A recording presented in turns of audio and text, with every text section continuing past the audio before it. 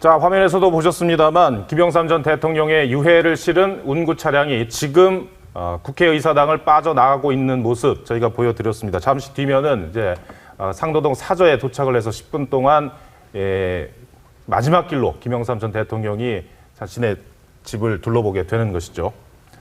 자, 네 분 스튜디오에 모셨습니다. 네. 소개를 해드리죠. 예. 이현종 문화일보 논설위원, 최진 대통령 리더십 연구원장, 서양호 두문정치전략연구소 실장, 그리고 박정혜 경기대 동양철학과 초빙 교수 네 분 모셨습니다. 안녕하세요. 안녕하세요. 안녕하십니까. 나와주셔서 고맙습니다. 자, 저희가 근데 한 가지 먼저 정보를 좀 드리겠습니다. 이 교통 통제가 되는 부분을 말씀을 드려야 될 것 같은데, 자, 좀 그래픽을 좀 보여주시고요. 자, 이제 이 연구차가 이제 국회를 빠져나와서 여의교 쪽으로 향하게 됩니다. 여의 2교 쪽으로 나가게 되고, 그다음에 노들길을 통해서 한강대교 부근까지 갑니다. 그래서 우회전을 한 뒤에 상도 터널을 지나고, 그리고 상도동 사저에 들르고, 그다음에 김영삼 대통령 기념도서관 들르고, 그 다음에 국립현충원으로 가게 되는 그 마지막 길인데, 이 구간이 교통 통제가 됩니다. 시청자 여러분들 그리고 국민들께서는 교통 통제가 부분적으로 이루어진다는 점을 참고를 하시고 오늘 길에 나서셔야 할 것 같습니다. 자, 저희가 영상 계속 보여드리고 있습니다. 최진 우리 선생님. 오늘의 연결식 장면 저희가 쭉 지켜봤는데요. 네. 일단 김영삼이라는 정치인, 사람, 행복하신 분인 것 같습니다. 네, 그렇습니다. 예. 지금 40년 동안 민주화 운동을 해왔던 부분을 네. 국민들은 누구나 인정해 주지 않습니까? 네. 그런데다 결국은 또 대통령이 됐습니다. 그래서 5년 동안 대한민국 정치를 충분히 성공적으로 개혁 정책을 이끌어 왔습니다. 마지막에 물론 그런 과오도 있었지만 전반적으로 금융실명제라든지 많은 업적과 성과가 있었지 않습니까? 네. 그거 하나만으로도 너무나 행복하죠.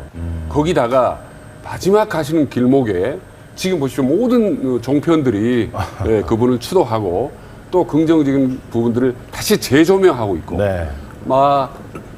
이후로도 김영삼 대통령에 대해서는 제 긍정적인 측면 장점들, 공적들이 더 재평가되고 더 높이 평가되지 않을까. 그래서 마지막 가시는 길이 속에서 미소를 띠고 편안하게 가실 수 있지 않나. 행복한 대통령이다. 이렇게 생각합니다.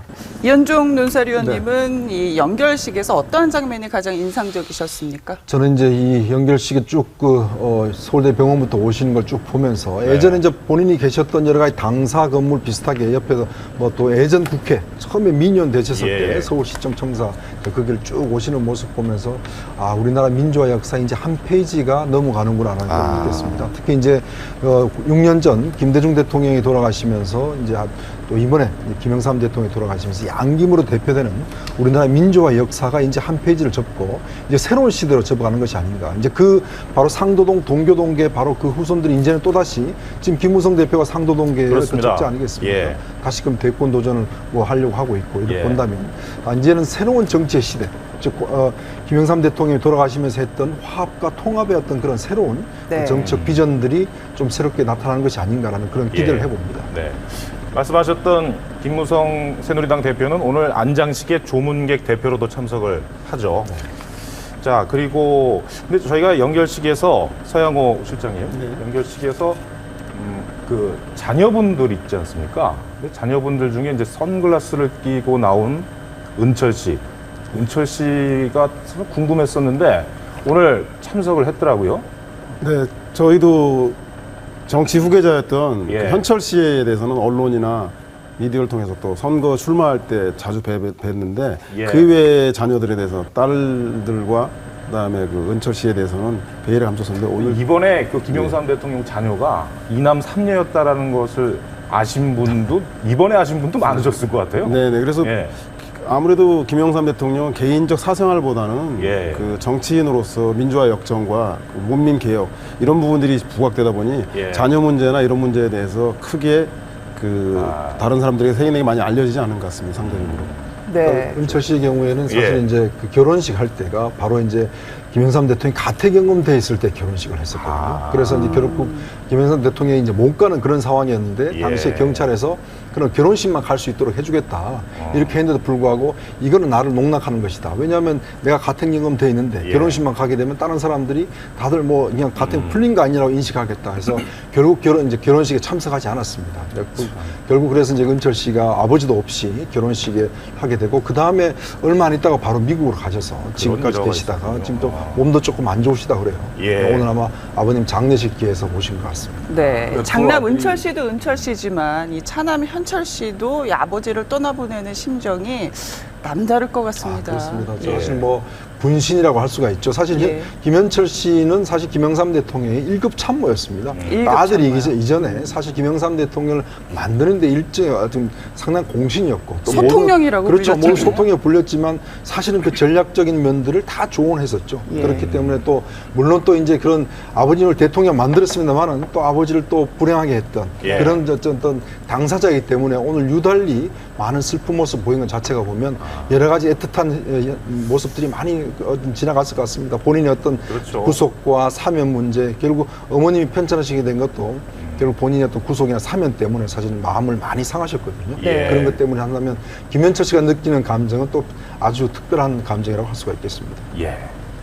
그러니까 국회를 보면은 연결식 때 검은 모자를 쓰고 또 선글라스를 낀 은철 씨 모습이 상당히 좀 주목되지 않습니까? 그렇습니다. 이게 그래서 두 아들이 상당히 좀 대비적입니다. 그래서 과거 대통령에 출마했을 때도 김영삼 대통령이 항상 김현철 이름만 나오고 예, 예. 그래서 은철 씨 형은 어떻게 된 거냐 그래서 많은 얘기들이 사실 예. 있었습니다. 그래서 본인이 오히려 사람 만나기를 극도로 꺼리는 뭐 대인 기피증이 있지 않냐 뭐 이런 얘기까지 나올 정도로 본인 스스로가 또 원치 않았고 예. 김영삼 대통령도 자녀들이 원하는 걸 전혀 원치가 않았죠.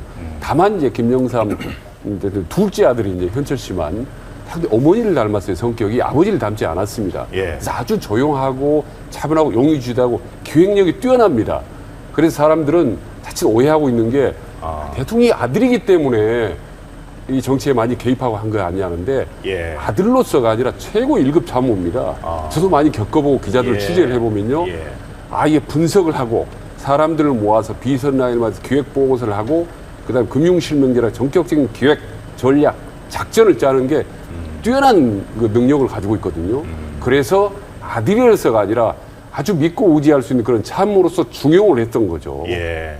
그래서 이제 계속 주목을 받았지만 임기 말에 우리말 너무 좀 오버하고 국정에 깊이 개입하다. 라는 부분이 발목이 잡히면서 현철 씨 역시 자기의 모든 공, 잘했던 부분을 완전히 묻혀버리고 예. 마지막에 아버지를 망가뜨렸다라는 과만 이렇게 부각되는 점이 아들로서도 상당히 좀 억울해하고 그렇죠. 가슴이 아프고. 네, 가슴이 많이 아프죠. 예. 자, 지금 영상 속에서 그 김영삼 전 대통령의 영정을 모시는 장면 저희가 보여드리고 있습니다. 이제 상도동 원래는 4시에 이제 국립현충원으로 도착을 하게 되는 일정을 갖고 있는데 그 전에 말씀드렸던 것처럼 상도동 사저를 들리게 되고 그리고 이제 김영삼 도서관, 기념 도서관에도 잠깐 들르게 되는 그런 일정을 진행을 하고 있습니다. 네, 오늘 서울대병원에서 이제 출발한 운구차는 말씀하셨듯이 국회를 지나 상도동 사저 그리고 이 김영삼 도서관을 지나서 현충원에 이제 도착을 하게 되는데 이 총 거리가 25km라고 하네요. 네, 그렇습니다. 네, 자, 김영삼 전 대통령의 마지막 길입니다. 아직 차가 출발을 하지 않고 있죠? 아직 국회에 있는 모습 저희가 볼 수가 있고요. 이현정 우리 위원님, 네. 그 상도동 사저라는 곳이 그 김영삼 전 대통령 46년 동안 살았던 곳이고 네, 그렇습니다. 거의 뭐라고 할까요? 민주화 운동의 본산이라고 하잖아요. 그렇죠. 이렇게 표현할 수 있는 거 아니겠습니까? 그러니까 이게 옥탑방까지 포함해서 한 2층 규모의 예. 되는 집인데 사실 굉장히 작습니다. 그러니까 외국 인사들이 와보고 아니 전직 대통령의 집이 이렇게 작으냐라고 할 정도로 예. 사실 이제 동교동보다도 작거든요. 그러니까 사실 여기서 46년간을 사셨습니다. 예. 그리고 이제 우리나라 대통령 중에서 집을 한 번도 바꾸시지 않은 분이십니다. 예를 들어서 김대중 대통령 같은 경우는 잠시 일산에 가셔서 예. 대통령 될칠 때는 일산에서 대통령이 되셨고 또 이제 노무현 대통령도 결국 이제 봉화사저로 가셨고 많은 예. 이 이명박 대통령 마찬가지로 집을 옮기셨는데 처음부터 끝까지 계속 상도동만 고집을 하셨습니다. 그만큼 상도동에 애정이 있고 사실 이 상도동 주민들은 많은 피해를 봤죠. 거기 보면 저희도 뭐 출입을 할 때 보면 그렇겠죠. 경찰들이 모든 예, 길을 항상. 뭐 하고 있어서 예. 결국 주민들이 굉장히 불편해하고 많은 또 어려움이 있었지만은 예. 결국 그렇지만 이 민주화의 어떤 또 대통령이 되신 것까지 상도동 주민으로서는 상당히 자부심들 많이 갖고 계세요. 예. 그리고 또 거기 이제 뭐 배드민턴도 많이 치시고 하십니다. 예. 예나 제나 뭐 정치인들에게 사적, 자택은 중요한 의미가 있는 것 같습니다. 네. 조선시대에도 왜 정치 당파를 가리킬 때 동인, 서인, 남인, 북인 했던 것처럼 그렇죠. 우리 유신 독재 시절과 그 군사정권 50 시절의 가장 상징적인 데가 동교동과 상도동이라고 예. 상징되는 것인 것처럼 근데 재미있는 사실은 이 두 분 동교동하고 상도동 김영삼, 김대중 대통령이 사셨던 지역은 상대적으로 북해랑 가깝고요. 그리고 전두환, 노태우 대통령이 살았던 연희동은 청와대와 가깝습니다. 그렇네요. 그러다 예. 보니까 이 두 분이 아무래도 북해를 기반으로 한 제도권 정치에 누구보다 민주화를 위해서 제야에서 거리에서 투쟁도 하셨지만 예. 의회를 중심으로 한 의회 정치에도 누구보다 남달랐던 그런 그 사려 깊은 자택에 대한 선택이 아니었나 그렇게 해석해 볼 수도 있겠습니다. 네, 예. 지금 이 상공에서 찍은 국회의사당 주변 이 모습이 보이고 있는데요. 있습니다. 저희가 풍수지리 전문가 박정혜 교수님을 모셨습니다. 이 상도동 터 어떻게 보십니까? 이 대통령을 낳은 곳이라면 좀 남다를 것 같아요. 아, 예. 대통령이 나왔다. 그러면 이제 풍수로 명당이지 않느냐. 뭐 이렇게 얘기를 하는데 상도동은 그 풍수적으로 그 명당이다. 이렇게 얘기하기는 사실상 어렵습니다. 예. 김영삼 대통령은 이제 소탈하다. 뭐 동네 아저씨 같다. 뭐 서민적이다. 이런 말씀을 하시는데 네. 상도동이 갖는 그런 터의 의미도 그와 비슷합니다. 예. 그러니까 사람들은 자기가 사는 곳과 그 사람의 스타일이 비슷하게 사는 경향을 보입니다. 그래서 풍수라는 것도 특별한 의미가 있는 것은 아니고 그 사람이 사는 곳이기 때문에 그렇게 상식선에서 보시면 크게 다르지 않습니다. 예. 네. 근데 그 조그만 소박한 상도동 집 이 부분에 대해 상당히 자부심을 갖고 또 자랑을 많이 했어요. 예. 네, 저도 이제 한번 뭐 3년 전에 뵀을 때도 야, 우리 이 자그만 사저, 이렇게 검소한 사저가 어디가 있냐 말이야. 다른 대통령 한번 봐봐라. 예. 예? 본인이 마지막에 사저 개축할 때도 가장 최소 예산으로 했고, 그리고 규모도 제일 적고 말이죠. 예. 뭐 사저 논란도 한 번도 없었고, 사실 그러고 보니까 모든 대통령들이 취임 말에 사저 논란들이 있었습니다. 다 있었지 않습니까? 네. 이명박 대통령부터 시작해서. 그러나 본인은 그런 논란도 하나도 없이 달랑 이 조그만 재산 하나, 유일하게 남아있는 조그만 둥지, 예. 이 부분에 대해서 상당히 애정을 갖고 있었는데 46년 동안 이제 여기서 모든 게 이루어졌지 않습니까? 그렇죠. 아까 말씀하셨다시피 인간관계, 정치, 개혁 모든 게 이루어졌는데 한 10분 정도 영정을 들고 한 바퀴 돈다. 개인적으로 느껴도 너무 좀 아쉽다라는 생각이 드네요. 46년 예. 동안 살아온 건데. 김영삼 전 대통령은 본인 스스로가 이렇게 돈에 대한 욕심이 그렇게 큰 것 같진 않아요. 예, 왜냐하면요 어렸을 때 워낙 부자였기 때문에 갑부였고 부자 정도가 아니라 경상남도 일대에서 손에 꼽는 부자였습니다. 예. 그 당시 지금도 그런데 배 열차기면요 예. 그 당시는 어마어마한 부자입니다. 그래서 예. 원 없이 돈을 써봤기 때문에 남한테 베푸는 것도 좋아하고 예. 뭐 펑펑 쓰기 좋아해서 인심호하다 이제 예. 그런 부분들이 본인의 정치적인 자산이 됐고 많이 계보 정치를 이끄는데 큰 도움이 됐죠. 예. 그러니까 예전에 이제 상도동계 인사들이 이제 좀 돈이 떨어지면 네. 대통령 일단 한번 봅니다. 그러면 대통령이 이제 안주머니에서 돈을 집어서 이렇게 내주는데, 그러니까 이게 안주머니에서 그냥 잡히는 대로 주시니까 사실 뭐 50만 원 되고 100만 원 되고 하잖아요. 그러니까 예. 이제 옆에 참모들이 아니 그렇게 많이 주시면 안 됩니다. 그러니까 좀 가려서 주셔야 되고 사람 따라 좀 차별 주셔야 됩니다. 그럼 예. 어떻게 하면 되니까 그러니까 50만 원짜리 봉투, 30만 원짜리 봉투, 10만 원짜리 봉투를 각 주머니마다 달리해서 주머니마다. 저 사람은 한 100만 원 줘도 되겠다. 그럼 100만 원짜리 주시고. 그래서 하여튼 돈에 대해서는 본인이 정거장이라 생각했어요. 그러니까 결국 뭐냐면 돈이란 거는 하나 흘려서 가는 것이지 일로 들어오는 것이 아니, 내가 가지고 온 것이 아니다. 그래서 항상 돈이 있으면, 그러니까 이 보면 상도동계 인사들 보면, 이 참모들이 보면 대통령한테 돈이 있다는 소문을 굉장히 잘 알아요. 예. 그러니까 돈 있는 날만 되면 상도동이 오르르 몰립니다. 그리고 돈이 떨어졌다 그러면 좀 사람들이 없어져요. 이제 그만큼 이제 돈에 대해서는 본인이 그만큼 후하셨다고 할 수가 있겠죠. 돈도 돈인 돈도 김현철 차남의 많았었지만 모습. 예. 김현철 씨가 오열을 하고 있는 모습 저희가 예. 좀 보여드리고 있고 그 왼편이죠. 그러니까 왼편에 은철 씨의 모습이 보이네요. 근데 그런 얘기도 들었어요. 돈 얘기해서 좀 그렇긴 합니다만 지갑채 줬다면서요. 그러니까 이제 지갑제 보통 보면 이제 그 주로 정치인들이 어떤 예. 식이냐면 지갑을 열어서 여기 있는 이게 돈이 단데 우리 나눠 쓰자. 예. 그러면서 한 50만 원 있으면 한 20만 원씩 이렇게 나눠 씁니다. 아. 그러면 이제 돈을 받는 사람 입장에서는 야, 저 사람이 지갑을 다 열어서 정말 자기 걸 가진 거를 다 준다라고 생각하면 한 번 그걸 경험한 사람은 예. 바로 사람의 매료가 되거든요. 예. 그래서 제가 나중에 물어봤어요. 이제 그런 분한테 어떻게 하니까 제가 나올 때부터 이미 한 그 정도만 넣어 온답니다. 그래서 왜냐하면 다 줄 수 없기 때문에 그러니까 그거 자체가 하나가 사람을 어떤 매료시키는 하나의 방법이라고 할 수가 있겠죠. 예. 그리고 그러니까, 이제 심지어 예. 어떤 예. 정치인들은 지갑을 지갑을 두 개를 가져가네요. 두개 준비한 사람들 자기 많이 있죠. 돈과 그리고 남줄 돈. 예. 김영삼 대통령은 그 개인적으로 이렇게 성품상 소탈해서 돈에 초연한 것뿐만 아니라 우리나라 최초의 그 금융실명제를 도입함으로써 검은 돈의 정치인으로부터 유혹을 끊어내고 공직자들이 부정하게 재산을 축적하지 않도록 하는 개인의 청밀함을 넘어서서 전 공직사회나 정치인들까지도 맑게 하기 위해서 노력했던 예. 그런 점들로 평소 호탈함이 드러나는 것 같습니다. 네. 알겠습니다. 이 고 김영삼 전 대통령이 가장 좋아했던 음식 바로 칼국수였죠.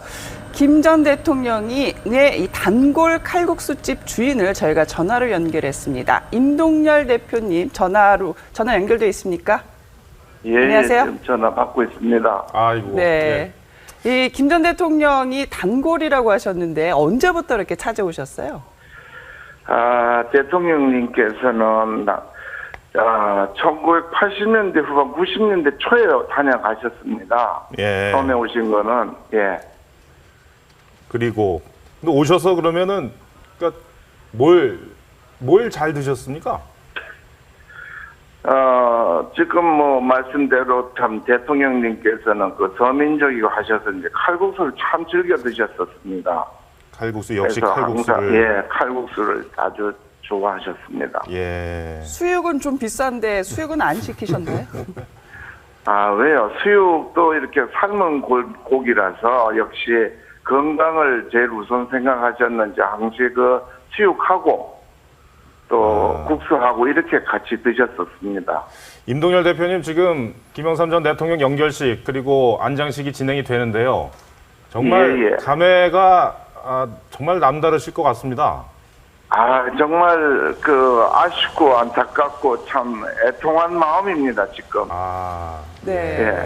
이 가까이에서 본 김영삼 대통령은 어떠한 분이셨고 그리고 또 오랜 기간 그렇게 이 단골과 주인의 관계를 맺으셨으니까 저희들이 잘 모르는 에피소드들도 있을 것 같아요. 예, 그 대통령님은 저희가 이제 90년대 초부터 대통령 계시기 전에 저희 집을 이제 다녀가시면서 자주 오셨는데 예. 그 대통령님과 인연이 이제 길다 보니까는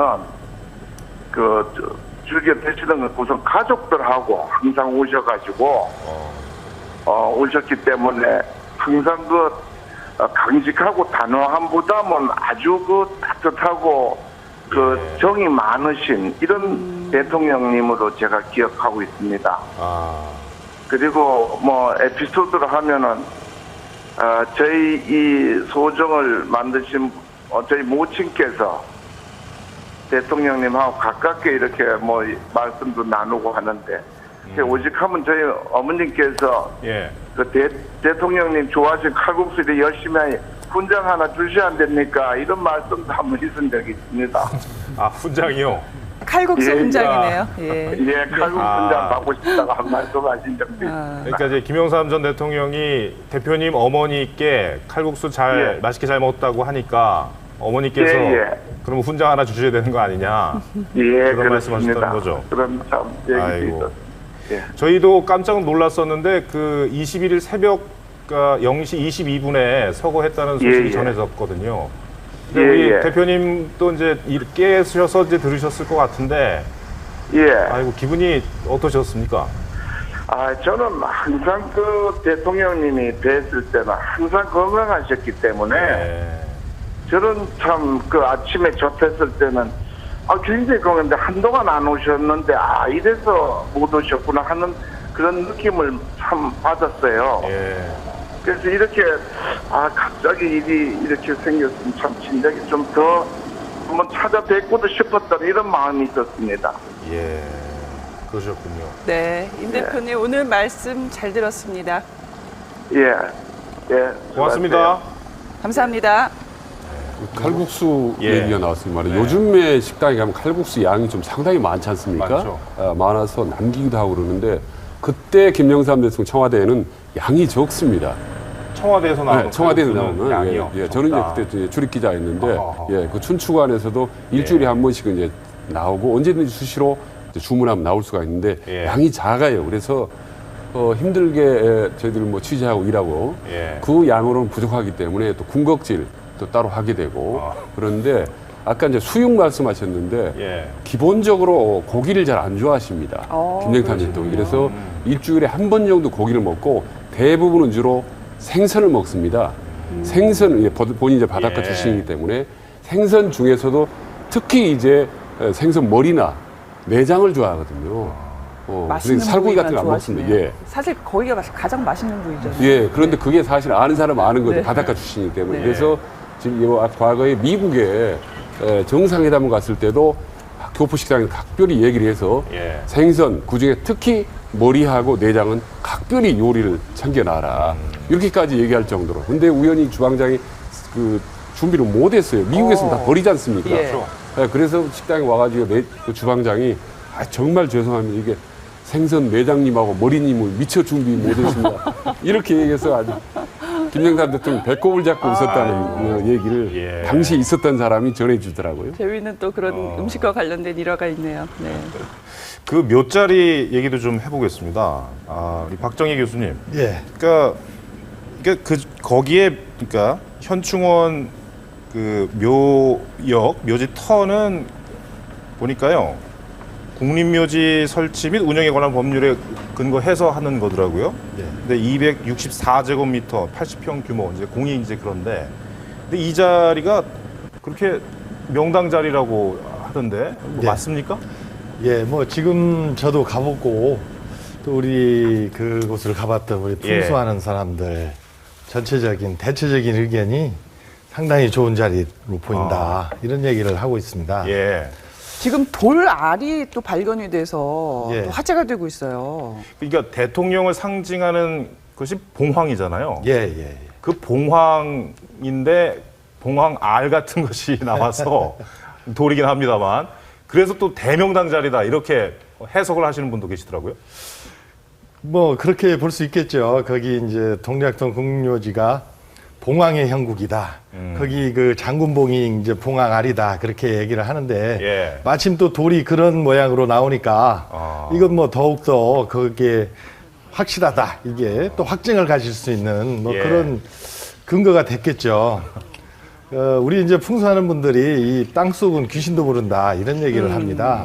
그래서 이제 묘터를 잡아서 거기 지금 나오고 있네요. 예. 그림으로. 예. 거기에 이제 이렇게 광을 파기 전에 땅이 소위 얘기하는 명당에서 나오는 혈토가 나오기를 바라는데 그게 안 나올지 모른다는 이런 약간의 불안감이 있어요. 예. 그런데 저런 이제 그 봉황의 알을 상징하는 저런 돌멩이가 나오고 그러면 벌써 느낌이 다르고 야 그러면 이곳은 내가 기대했던 그런 좋은 자리구나 하는 그런 거를 확인시켜 주니까 훨씬 그 저 자리를 잡은 풍수가 입장에서는 이제 여러모로 자신감도 갖고 또 이제 그 다른 분들 보기에도 좋고 그렇게 되는 겁니다. 네. 왜 저희 속설이요. 네. 이 조상님 묘를 잘 매면 후손들이 잘 된다는 또 그런 얘기들이 있잖아요. 그렇다면 예. 저렇게 이 명당 자리에 이제 이 영면을 하시게 되면 이 후손들뿐만 아니라 대한민국도 잘 되게 된다. 저희는 그러한 또 그 기원을 담고 싶거든요.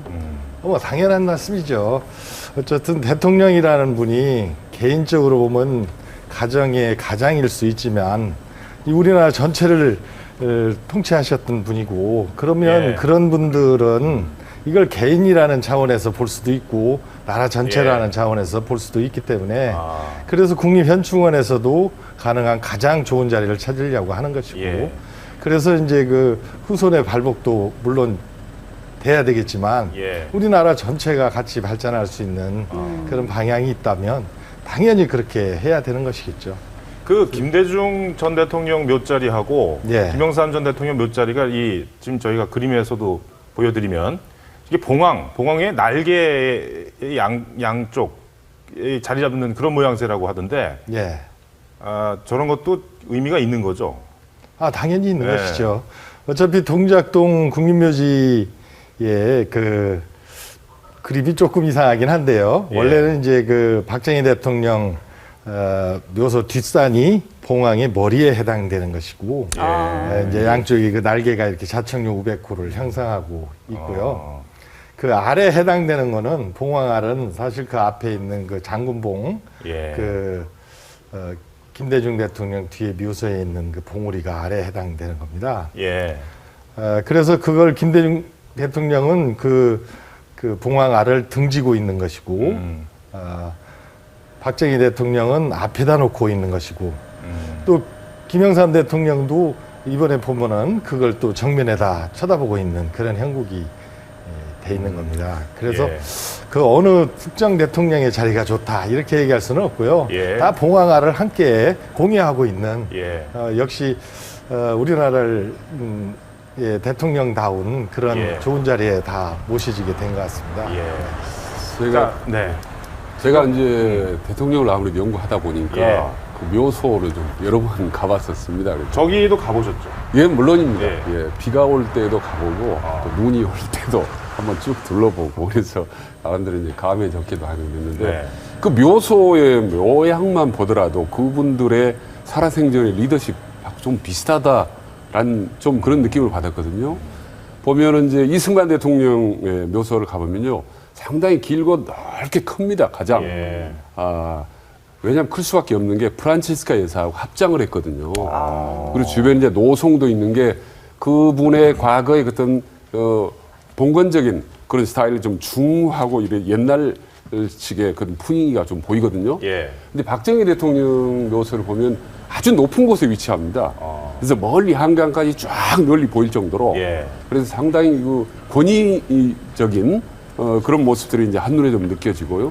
김대중 대통령 묘소를 가보면 바로 뒷산이 있어서 좀 아담합니다. 그리고 그때 털을 잡기가 쉽지가 않아서 어렵게 그 위치를 정했습니다. 김대중 대통령 묘소는. 그래서 상당히 상대적으로 그 부위가 좀 좁지만 상당히 좀 아늑하다. 근데 김영삼 대통령 보니까 그 묘소가 장군묘라면서요. 그분이 장군 때문에 많은 애환이 있는 분인데 마침 장군들의 틈바구니에 가서 영면을 하는 게 참 묘한 느낌을 줍니다. 지금 김영삼 전 대통령의 유해를 실은 연구차가 노들길을 달리고 있습니다. 김영삼 전 대통령의 사저, 상도동 사저에 가는 길입니다. 원래 일정으로는 4시, 16시에 현충원에 도착하는 것으로 이제 돼 있었는데 좀 늦어질 것 같네요. 조금 늦춰지는 그런 일정입니다. 네, 원래는 상도동 사저와 김영삼 기념 도서관을 거쳐서 4시에는 이 현충원에 도착을 해서 안장식이 개식이 되기로 했는데 좀 상당히 좀 늦어지는 상황이네요. 자, 지금 이제 상도동 사저에 많은 취재진들이 기다리고 있는데 유족 김현철 씨가 영정을 들고 이렇게 한 바퀴 돌까요? 어떻게 될까요? 일단 지금 그 장손이 있거든요. 그 김은철 씨의 이제 그 제일 큰 아들. 근데 장손이 조금 건강이 좋지 않다 뭐 이런 얘기도 있고 해서. 아까 이제 그 원래 그 발인식 할 때 그 장손이 이제 그 또 들었었고 아무래도 김현철 씨가 아마 들 수도 있을 것 같고. 그래서 지금 현재 이제 그 사저와 그 밑에 있는 김대중, 그러니까 김영삼 그러니까 민주센터, 거기 이제 도서관입니다. 이게 지금 사실 오랫동안 지금 건설 2010년부터 이제 준비가 돼서 건설이 됐는데 지금 아직 내년쯤 완공이 사실 되게 돼 있거든요. 그다음 저희가 굉장히 험질합니다. 이 공사하기가 힘들고 좀 돈도 좀 조달이 이렇게 원활하지 않고 해서 좀 늦어졌는데 사실 이제 김영삼 대통령이 살아 계셨을 때 참 저걸 보게 하시려고 굉장히 좀 공사를 좀 앞당겼는데 결국은 못 보시게 되고 돌아가셨습니다. 사실 이제 이 도서관이 되면 사실 도서관이 또 운영이 문제거든요. 그러면 결국 지금 운영하려면 계속 돈이 많이 필요한데 그래서 현재 아마 센터 측에서는 이제 서울대나 아마 김영삼 대통령이 나온 서울대나 또 인근에 있는 중앙대 여기에 일단 운영 자체를 맡겨서 좀 하는 방안을 지금 고민하고 있는 모양입니다. 네.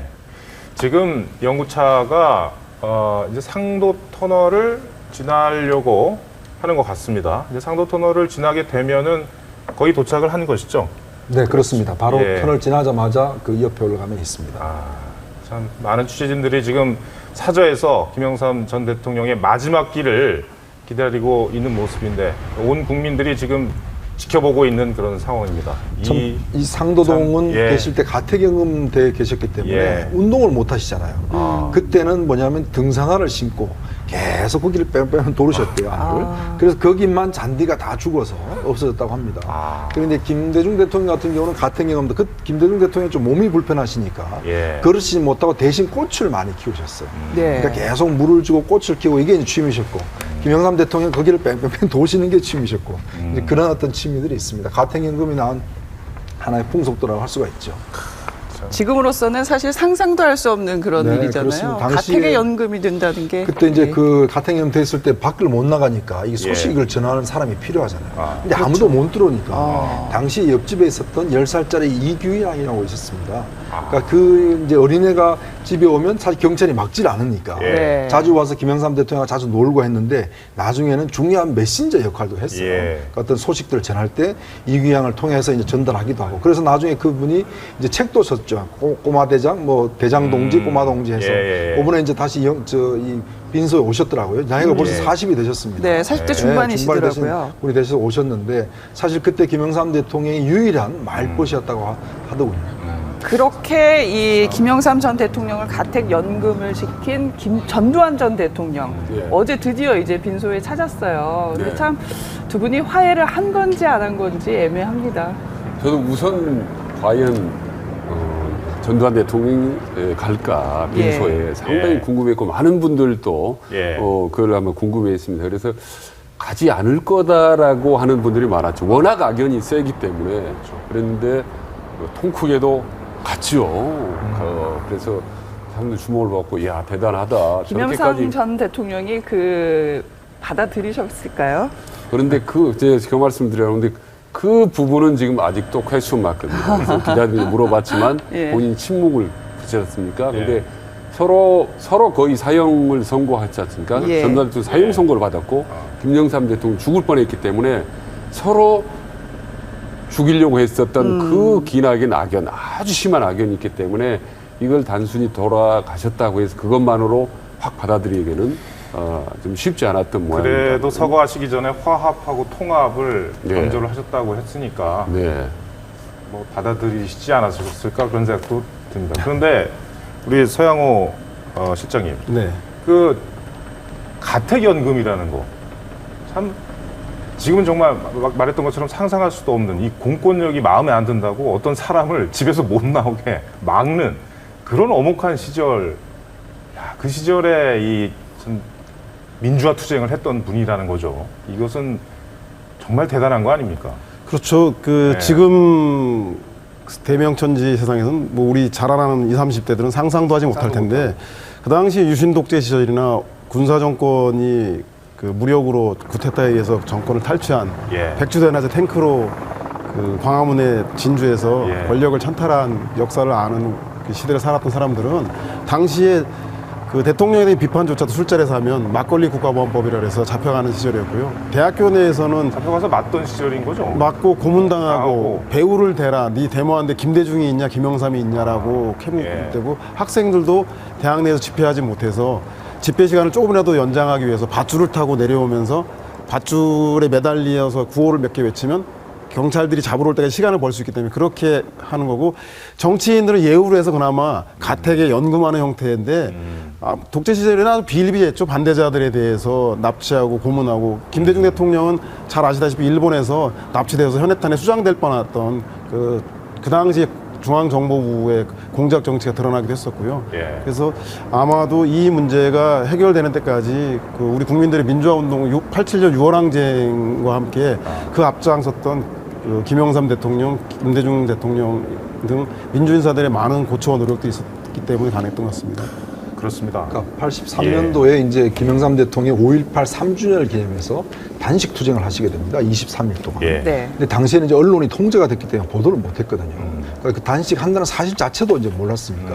근데 이제 이런 사실을 당시에 손명순 여사가 이제 외부로 이제 알리게 됐는데 그때 당시 신문들은 다들 제야 인사의 식사 문제 뭐 이런 식으로 해서 이제 언론에 다 표시를 했을 정도니까요. 네. 그러니까 외신을 통해서 이제 많이 이런 사실들이 알려졌습니다. 예. 그러니까 지금 안에서 알린 사실은 당시에 사실은 손명순 여사도 한 이틀 동안 단식을 했다고 그래요. 근데 쓰러졌어. 그래서 김영삼 대통령이 당신은 도저히 이 단식 체질 아니다. 예. 이 단식 아무나 못한다 해서 본인은 이제 23일 동안 하고 손명순 여사는 한 이틀 하시다가 이제 그만두셨다는 그런 일화가 있습니다. 예. 그러니까 김영삼 대통령이 전두환 정권에 저항해서 23일간 단식을 한 거 아니겠습니까? 근데 역설적으로 김영삼 대통령이 된 다음에 전두환 대통령이 구속이 됐지 않습니까? 그러니까 본인이 감옥에 가서는 김영삼 대통령 23일 단식 기록을 깨겠다. 이렇게 해서 내부적으로 다시 단식을 했다는 거 아니겠습니까? 그게 한 25일 정도 된다는데 전혀 예. 공인을 못 받았습니다. 중간에 뭐 식사도 하고 뭐 이런 거 아니냐. 이거는 그래서 비공식적으로. 그래서 참 이 사람이 감옥에서 져서 이런 악연이 한동안 심화됐기 때문에 참 그렇습니다. 아마 김영삼 대통령의 말 중에 정말 재밌는 그런 것이 뭐 김영삼 전 대통령과 100만 명 서명, 그러니까 김대중 전 대통령은 100만 명 서명을 하자고 그랬는데 너무 적다, 1000만 명 해야 된다 그랬더니 김대중 전 대통령이 그거 그렇게 할 수 있냐고 그랬더니 누가 세보냐고, 누가 세하려고 하나 뭐 이랬다면서요. 두 분의 정치적 스타일을 아주 극명하게 보여주는 것이죠. 사실 이제 당시에 직선제 개헌을 위한 서명운동 하는데 과연 이제 얼마나 할 것이냐라는 문제를 놓고 두 분이 다투는 처음에는 이제 참모진들이 100만도 이거 뭐 힘든 거 아니겠습니까? 예. 이야기 하니까 김영삼 대통령이 뭐 1000만 하라. 그래서 김영삼 아니 이거 어떻게 1000만을 하냐고. 그러니까 아니 그럼 세야 보냐고. 그냥 하면 되는 거지. 그래서 결국 당시 1000만 개헌 서명 운동을 해서 사실 했습니다. 누가 세워 보겠습니까, 사실은? 그러니까 한마디로 김영삼 대통령이 이제 알렉산더 스타일이라고 할 수 있죠. 복잡한 거를 단칼에 잘라내서 해결하는 그런 느낌이 있는데 김대중 대통령 정반대로 어떻게 보면 소크라테스 스타일입니다. 쉬운 문제도 계속 생각하고 반복적으로 생각해서 더 어렵게 복잡하게 만드는 스타일입니다. 두 분의 스타일은 완전히 정반대인 거죠. 너무 다릅니다. 모든 면에서 권트롤, 이쪽은 인파이터, 저쪽은 아웃복서, 모든 게 똑같은 민주화 운동을 했지만은 먹는 음식부터 스타일부터 성격까지 저렇게 다를 수가 있나 할 정도로 많이 다르죠. 그러니까 이 생전에 김영삼 전 대통령을 기리는 지금의 추모 열기가 거의 신드롬 수준으로 봐도 과언이 아닐 것 같아요. 그분의 어떤 인간적인 면모와 함께 그 다음에 제대로 조명받지 못했던 여러 가지 개혁 성과들까지도 지금 다시 지금 언론의 주목을 받고 있지 않습니까? 예. 저도 놀랐습니다. 이 정도로까지 이 추모 열기가 뜨겁고 또 재조명의 어떤 강도가 이렇게 높을지는 저도 상당히 놀랐습니다. 저희가 놀랐던 게 역대 대통령 지지, 그러니까 뭐라고 해야 되나요? 좋아하는, 역대 대통령 중에 선호도. 좋아하는 선호도를 조사해보면 김영삼 전 대통령은 정말 낮았어요. 영업을 놀랄 정도로 거의 1% 나올 때도 있었잖아요. 그러니까 석 달 예. 전에 한국갤럽에서 나라를 잘 이끈 전직 대통령 조사를 해봤더니 1%. 그렇습니다. 취임할 예. 때 지지율이 95%였습니다. 네. 그러니까 95%는 1%까지 떨어진 거죠. 예. 그러니까 그만큼 이제 참 하늘에서 땅까지 떨어지셨는데 예. 사실 이제 초창기에 금융실명제 뭐 그다음에 이제 이 하나의 척결 뭐 이런 것들 등등이 그것 때는 굉장히 조명을 받았었는데 결국 이제 IMF라는 게 그렇지 않습니까? 저희도 뭐 IMF를 다 겪었지만 많은 사람들이 직장을 잃었지 않습니까? 네. 직장을 잃고 또 힘들었고 자살하고 뭐 이런 게 있었기 때문에 그것에 대한 추억들이 워낙 크니까 사실 뒤에 것만 보이게 되는 것이거든요. 그래서 결국은 그분이 이뤄놓으셨던 우리나라의 어떤 제도적 민주주의 이런 것 자체는 사실 보지 못한 거기 때문에 김대중 대통령도 그런 이야기를 합니다. 내가 만약 하나의 척결 나는 못했을 것 같다. 왜냐하면 저렇게 예를 들어서 정말 정광석과 같이 밀고 들어가서 하는 것 자체는 본인으로서 힘들었을 것 같다는 건데 제가 볼 때도 아마 세계사적으로 저렇게 금융실명제나 하나의 척결 같이 군부 세력들을 한순간에 없애는 자체는 이건 어떠한 나라도 성공한 적이 없습니다. 예. 최근에 미얀마가 보면 조금 그런 어떤 스타일을 닮아가거든요. 미얀마가 보면 이제 군부 정권을 잡고 있다가 아웅산 수치가 이제 조금 어떤 그 가는데 다른 나라 대부분 보면 사실 군정에서 민정으로 넘어오는 단계가 굉장히 힘들고 다시 역구태다가 일어나는 경우가 많습니다. 근데 우리 같이 이렇게 성공한 나라는 거의 유례가 찾아볼 수가 없죠. 근데 심리적으로 대통령을 분류를 하면 보통 나쁜 대통령과 미운 대통령을 분류를 하게 하거든요. 예, 전두환 대통령 같은 경우는 이제 나쁜 대통령도 이른바 역사적으로 많은 과오를 저질렀기 때문에. 근데 미운 대통령은 좋은 업적도 갖고 잘했지만 미운 털이 한번 바뀌지 않습니까? 그럼 괜히 싫고 미운 겁니다. 근데 사람들은 나쁜 대통령들보다 미운 대통령에 비해서 오히려 점수를 덜 줍니다, 훨씬. 그래서 많은 성과에도 불구하고 미운 털이 바뀌었기 때문에 최소 점수를 적게 받았어요. 근데 마지막 가시는 길에 그 미운 털이 확 빠지면서 빠진 것 같아요. 네, 빠진 것 같습니다. 완전히 빠진 것 같습니다. 김영삼 전 대통령이 지금 46년 동안 살아왔던 상도동 사저 골목으로 지금 들어섰습니다. 지금 웅성웅성 되는 거 보니까 네, 주민들도 이제 마지막 가는 길을 배웅하려고 나오신 많이들 것이고, 나오셨네요. 예. 차 이제 들어섰습니다, 유족 중에, 이제. 예. 유족 중에 한 분이 영정을 들고 집안을 구석구석은 아니겠습니다만 10분 정도 마지막 가시는 길에 아버지께서 잠깐 들르시라고 영정을 들고 나와서 그렇죠. 마지막 가는 길을 배웅을 하는 거죠. 네, 저 길이 예. 김영삼 대통령이 365일 바로 조깅한 바로 그 골목입니다. 매일 하루도 빠짐없이 눈이 오나 비가 오나 예. 바로 저 길을 이렇게 돌아서 조깅을 매일 같이 하고 또 외국에 나가서도 뭐 정상회담 할 때도 매일 조깅했지 않습니까? 그런 습성들이 바로 저 상도동 길목에서 이루어진 것입니다. 바로 그 길을 지금 가고 김현철 씨의 모습이 보이네요. 김현철 씨가 네. 밖으로 나와서 걸어서 지금 집으로 가는 모습입니다. 사저로 걸어서 가고 있는데 김현철 씨가 영정을 들 것 같기도 하네요. 저렇게 나오고 계신 걸 보니까. 그러니까 지난번에 예. 김대중 대통령, 노무현 대통령 먼저 돌아가셨지만 예. 동네 사람이 이렇게 우는 거는 김영삼 대통령 처음입니다. 예, 왜냐하면 예. 조깅을 하면서 워낙 주위 동네 사람들하고 스킨십을 많이 했기 때문에 그런 미운정, 고운정이 많이 들어있죠. 그러니까 이웃집 할아버지라고 생각하시는 것 같아요. 상도동 주민들은. 예, 원래 또 같이 김영삼 운동도 대통령 하고. 스타일 자체가 편하게 대합니다. 편하게. 이렇게 아저씨처럼 이웃 형처럼 대했기 때문에 그 정이 오래 들었죠. 지금 46년을 살았는데 주위에 막 태어난 애가 46살 될 때까지 오래 살았기 때문에 그런 정들이 깊이 들어서 동네 사람들이 아주 좀 슬퍼하는 것 같아요. 근데 이런 거 이웃들이. 같아요. 말씀하셨던 것처럼 저희가 그 칼국수집 대표님 연결했었잖아요. 임동열 대표. 이분도 얼마나 애석하고 그러니까 그 김영삼 전 대통령이 친근하게 느껴졌고 그렇게 생각을 했으면 방송국에 전화 연결까지 해주셔서 저분에 대해서 추모를 하겠습니까? 근데 이게 지나가면서 이름을 부르셨다는 거 아니에요? 동네 지나가면 누구야 뭐 이렇게 이름까지 부르시면서 또 가끔씩 집으로 초청해서 그거 가지고 지난번 이제 집에서 편찬을 칠 때도 누가 새해 인사를 오면 다른 어떤 정치인들은 다 하고 이 배드민턴 동호회 이분들을 뭐 제일 먼저 와서 인사도 하고 이렇게 했다는 것 자체는 그만큼 동네 분들을 가장 먼저 우선시했다는 것 같습니다. 그래서 동네 분들이 특히 아주 애석해 하는 것 같습니다. 예.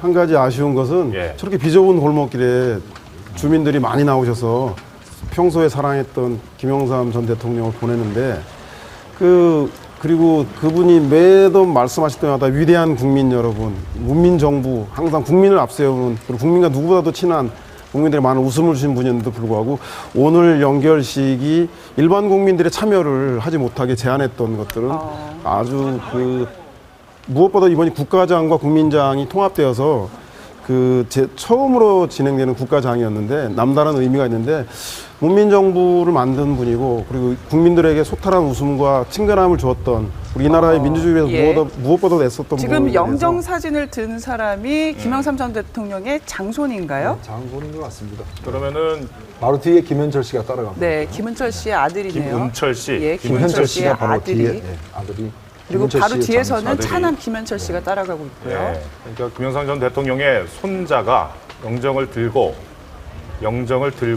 지금 사저로 갔습니다. 그 손자 이름이 김성민이라고 하네요. 네. 김성민 씨가 영정을 들고 지금 46년 동안 그야말로 저 말씀해 주셨지만은 민주주의의 본산이라고 할 수 있습니다. 그 어목됐던 시절에 독재 정권, 군부 정권과 맞서 싸우면서 민주주의를 이루기 위해서 투쟁을 했던 한 정치인, 정말 그 큰 산 같은 정치인이 46년 동안 살아왔던 곳입니다. 예, 대한민국 민주주의의 기틀을 세웠다고 해도 과언이 아닌 분인데 과연 우리가 이 민주주의의 꽃을 제대로 피워내고 있는지는 한번 반성을 해볼 대목인 것 같습니다. 네, 아마 집 안의 풍경을 좀 보여주는지 모르겠습니다. 아직까지는 보여주지 않고 있는데. 글쎄요, 카메라 예. 들어갔는지 모르겠네요. 거실 같은 경우는요, 정말 여러분들 보면 깜짝 놀랄 정도로 적습니다. 예, 소파 같은 경우도 아마 제가 얼핏 봐도 20년은 됐습니까? 아주 낡은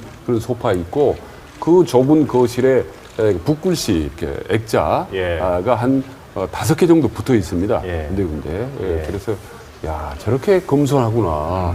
라고 막상 정말 오신 분들은 깜짝 놀랄 겁니다. 서영호 실장님. 네. 그러니까 요즘에 그 김영삼 전 대통령을 재조명하는 시기잖아요. 네. 큰 정치인이다라는 것이 이제 대체적인 평가고 김대중 전 대통령과 함께.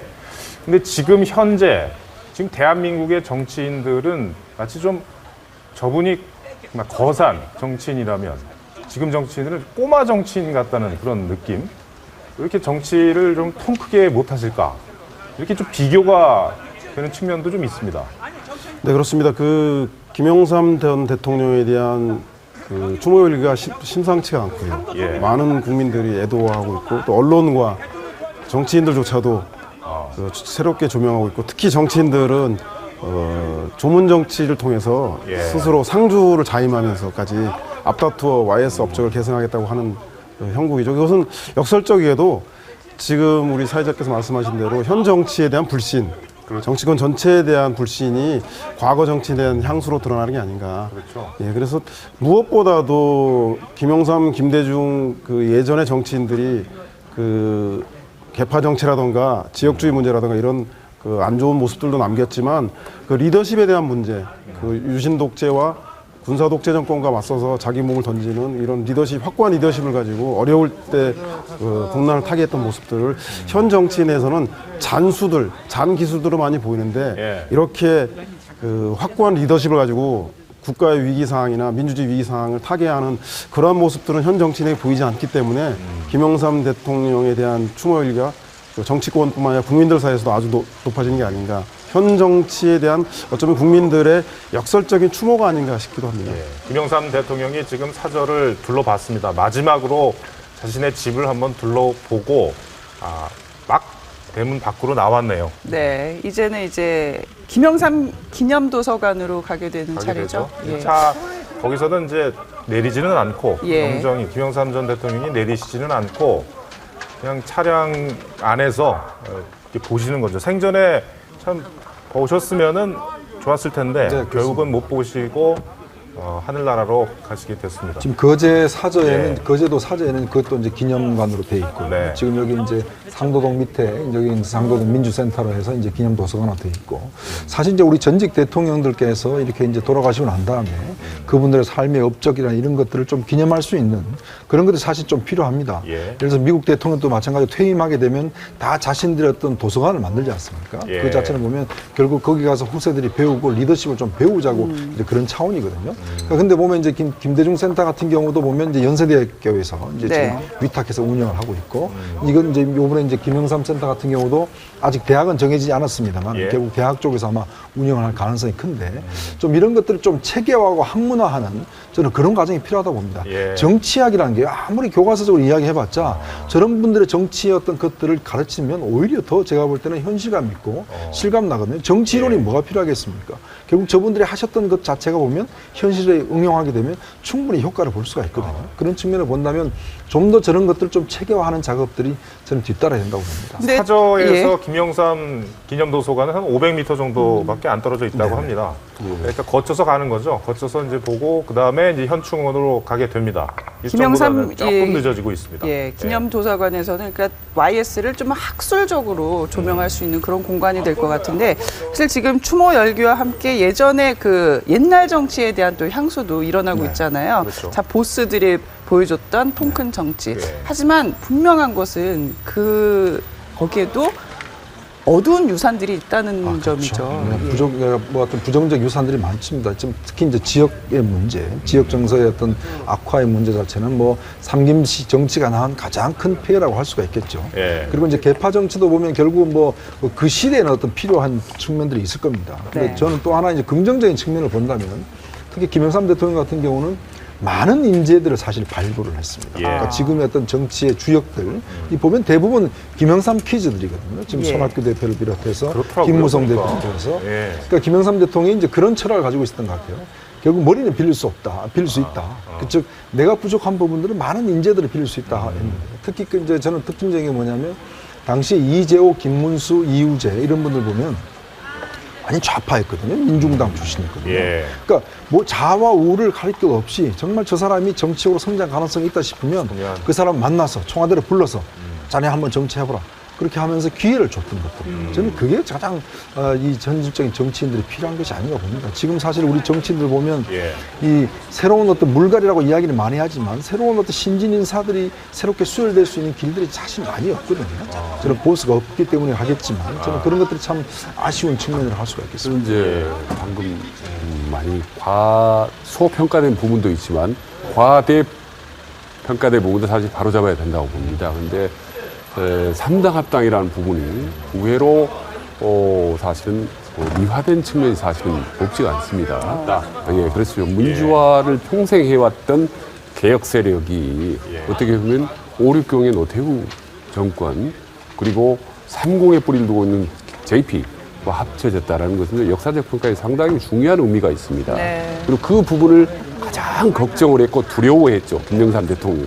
내가 훗날 어떤 평가를 받을 것인지 그리고 3당을 할 때 과연 몇 명이나 나를 따라올 것인지 마지막 순간까지 걱정하고 두렵고 망설였던 부분이거든요. 근데 막상 들어가서 정권을 잡았기 때문에 그나마 이런 재평가를 받지만 만약에 들어가서 정권을 못 잡았다면 아마 상당히 역사적으로 비판을 면치 못할 것이다. 권력을 잡기 위해서는 이데올로기든 평가든 무엇이든 상관없이 일단 상대하고 힘을 합치고 보자. 뭐 이런 권력 지상주의 이런 비판을 받을 수가 있었죠. 천만다행히 권력을 잡아서 개혁적인 정치를 했기 때문에 그런 비판들이 많이 축소가 되지만은 이 부분은 저희 같은 이제 연구소 리더십을 하는 사람들은 분명하게 짚어줘야 될 그러니까 부분이죠. 평가라는 게 딱 하나만 있을 수는 없잖아요. 다양한 평가들이 또 있을 테고. 그러나 그 부분들은 비판적인 부분이 상당히 많다는 걸 말씀드리죠. 이런 평가는 하잖아요. 일단 그 민정 민주 공화 3당이 합당을 함으로써 근데 거기에는 김대중 전 대통령은 없었고 지금의 그냥 지역 구도가 그때부터 시작이 된 것이다. 아니 뭐랄까요? 고착이 됐다라고 해야 되나요? 그런 것은 폐해죠. 이런 거는. 네, 그렇습니다. 그 거산이라고 하는 아오에서 드러났듯이 산이 높을수록 골짜기가 깊고 명암이 짙습니다. 그래서 김영삼 대통령이 군종 종식과 문민 개혁을 이뤄내면서 역사 바로 세우기, 그 하나회 해산, 그 금융실명제 등 우리 사회 정치 개혁에 대한 굵직굵직한 것들을 이뤄냈음에도 불구하고 아직까지도 평가받고 있는 것들은 87년 군사 정권 출신인 노태우 후보와 양김의 단일화 실패로 인한 그 군정의 연장이라고 한 책임 문제, 두 번째가 바로 3당 합당이라는 건데요. 그건 아직도 정치를 국민을 중심으로, 국민이 무엇을 바라는가를 중심으로 생각하지 않고 대통령이 되고 싶어하는 대통령 중심, 정치인 중심으로 정치를 바라봤던 폐해가 아닌가. 3당 합당에 대해서 일견에 있어서는 긍정적인 점은 여당 내에도 군사 정권이나 구 정치인들을 좀 세력을 축소시키고 민주 개혁 진영이 넓혀진 그런 긍정적 측면이 있다고 평가하는 반면에 그 부정적인 측면이 대단히 많습니다. 뭐냐면 그 당시에 국민들은 군사 정부를 군인이 정치되는 걸 견제하라고 야당에게 다수 의석을 밀어줬는데 그 당시 김대중 대통령이 이끌던 정당이 그 제1야당이었고 2당이었고요. 그 다음에 김영삼 대통령이 3당이었는데 그런 여당을 견제하라고 야당에 의석을 준 것을 그 다시 야당이 제3야당이 제1여당과 통합함으로써 민의를 왜곡해서 자신의 대통령이 되기 위한 수단으로 사용했다라는 것에 대해서 아직도 반론이 문제제기가 많은 것 같고요. 그래서 반칙이 통용되고 결과만 좋으면 과정은 다 용서되는 그런 결과 중심주의 문화가 나타난 게 아닌가 싶고 일각에서는 김대중 대통령도 김종필하고 민주화 산업화 세력이 통합했는데 그거 가지고 서로 비슷한 거 아니냐라고 하는데 그 당시 김대중, 김종필 두 분은 야당으로서 김종필 총재는 공화당이라는 이름을 쓰긴 했지만 충청 지역을 대변하는 분이었고 그리고 그 제1야당이었던 김대중 대통령은 호남과 수도권 개혁 진영을 대변하는 사람이어서 그 야권이 여당을 견제하기 위해서 야권 통합을 해서 그 단일화한 거하고 국민들이 여당을 견제하러 야당을 뽑아줬는데 그 여당과 통합한 거하고는 그 민의를 배신했다는 그러니까 측면에서 예, 이 3당 통합에 예. 대해서 굉장히 엇갈린 평가들이 있는데 그런 그 애매한 시각들이 사실 지금 야당이 김영삼 전 대통령을 보고 있는 시각인 것 같아요. 우리 사람이라고 볼 것인지 아닐 것인지가 상당히 지금 이 안에서도 조정이 안 되는 것 근데 같아요. 얼마 전에 그 새정치민주연합의 그 당사 대표실 회의실 뒷벽면에 그 김대중 대통령과 노무현 대통령 사진보다 김영삼 전 대통령이 직선제 개헌 투쟁하는 사진이 더 크게 걸려서 그 지역에 그 회의에 참석했던 중진 의원들이 이게 누구 정당이냐 누구를 위한 당이냐라고 고함을 질러서 그 새로운 홍보위원장이 그 급히 김대중 노무현 대통령을 중심으로 한 현수막으로 교체할 정도로 그렇게 좀 김영삼 대통령에 대한 부분은 그 3당 합당 문제로 인해서 예. 야당에서는 계승하는 얘기가 잘 나오지 않았는데 지금 보면 그 부산 경남 지역 PK 지역의 정치인으로 따지면 김영삼 대통령 이후는 노무현 대통령 말고는 여야 공이 누가 대변할 수 있다라는 예. 분이 없기 때문에 아마도 총선과 대선을 앞두고 다시 한번 지금 이 김영삼 전 대통령이 남긴 정치적으로 보면 네. 막대한 유산이 있지 않습니까? 민주화라든지 각종 개혁 이 정신이라든지요. 이것들을 또 야권이 이 상속을 받으려고 예, 그렇습니다. 총선에 싸지 아무래도 않을까 이런 생각이 들어요. 야당의 현재 야당 동진 정책, 즉 영남에 대한 예. 그 지지를 회복해야 되기 때문에 아무래도 그 부산 경남 지역에 압도적인 지지 기반을 가지고 있는 김영삼 대통령의 민주화 개혁 의지들을 계승하려고 하는 들이 강한 것 같고요. 마찬가지로 여당 내에서도 김무성 대표도 그 특정한 지역에 대한 강력한 지지 기반을 갖기 위해서 네. 현재 공석 중인 PK 지역의 정책 대변자로서 절대 YS를 이제 네네. 포기할 수 없는 거죠. 저는 이번에 이제 보면 예. 손학규 전 대표 행보가 상당히 재미있었어요. 재미있으시다. 사실 이제 손학규 전 네. 대표가 재보궐선거를 통해서 이제 김영삼 대통령이 사실 픽업을 해서 정치를 시작했지 않습니까? 예. 지금 뭐 이제 강진 흑집에 가 있는데 요번에 올라오셔서 하루도 빠지지 않고 예. 상가를 지켰습니다. 예, 사실 이제 맞습니다. 김영삼 예. 대통령의 어떤 적통을 이어받는 그런 의미 있었는데 뭐 오는 분들 다 악수하고 뭐 인사하고 뭐 이렇게 많은 이야기를 했었는데 아마 이번에 행보를 보면서 역시 이제 이 정치적인 어떤 명암이 좀 갈리더라고요. 역시 즉 김영삼 대통령의 어떤 민주화의 업적 또 본인의 어떤 정책 업적 이런 것들을 좀 뭔가 이번 조문 정치를 통해서 조금 어떤 새롭게 해석하고자 하는 그런 측면은 좀 있는 것 같습니다. 아무래도 일단 지금은 이제 호남 쪽에 많이 이제 치우쳐져 있지 않습니까? 예. 근데 이제 김영삼 대통령이 정선하는 거는 PK 쪽에 좀 많은 측면들이 있거든요. 예. 이번에 김무성 대표 같은 경우도 보면 거의 뭐 매일같이 상가를 지켰는데 이제 그런 면에서 보면 손학규 전 대표의 입장도 보면 본인은 정책이 아니라고 하지만 일단 뭐 결과 놓고 좀 보면 상당히 정치적인 행보가 아니었나 일단 그렇게 보입니다. 또 하나 재밌는 예. 게 호남 민심이 변화인데요. 예. 그런데 아시다시피 그동안 호남에서는 다른 대통령보다 김영삼 대통령 훨씬 미워합니다. 아시다시피 이제 호남 예, 출신의 라이벌이기 김대중 때문에. 대통령하고 워낙 경쟁이 네. 치열했고 싸웠기 때문에 그 미워한 감정이 오래됐었죠. 예. 근데 이번 선거 과정에서 이제 상당히 그런 부분이 많이 해소되고 호남 내부에서 재조명되고 있다. 특히 지역 감정을 해소시킨 결정적인 공로가 하나 있는데 예. 그 부분이 묻혀 있었는데 요즘 이제 다시 좀 부각이 되고 있습니다.